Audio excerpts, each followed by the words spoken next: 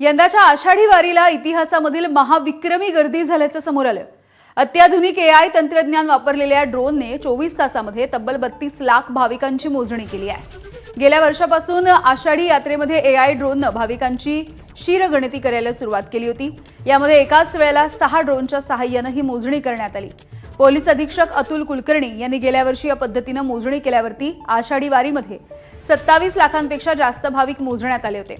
यावर्षी केलेल्या मोजणीत 31,98,129 इतके भाविकांची नोंद समोर आली आहे।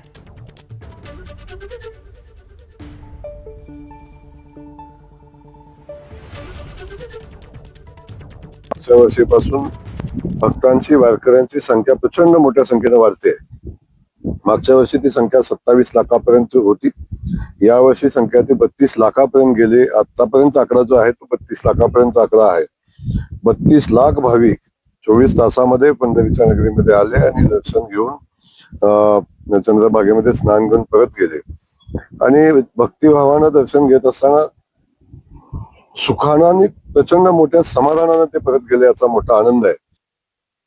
पालखी सोहळे पंढरपूरमध्ये येऊन 2 दिवस होईपर्यंत संपूर्ण पालखी मार्गावरच्या पालखी तळ हे चकाचक झाले। रात्रंदिवस सफाई कर्मचाऱ्यांनी 100 टनापेक्षा जास्त कचरा पालखी तळावरून गोळा केलाय। ग्रामविकास विभागाने पालखी पुढे जाताच पालखी मार्ग आणि पालखी तळ सफाईचा स्पेशल यावर्षी राबवलेला होता।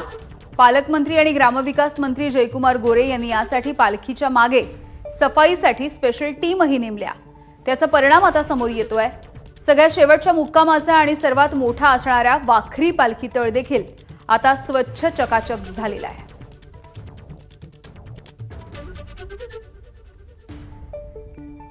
आपण आता ज्या वाखरी पालखी तळावर उभा आहोत, इथं सर्व पालखी तळ एकदम टकाटक स्वच्छ दिसायला लागलेला आहे।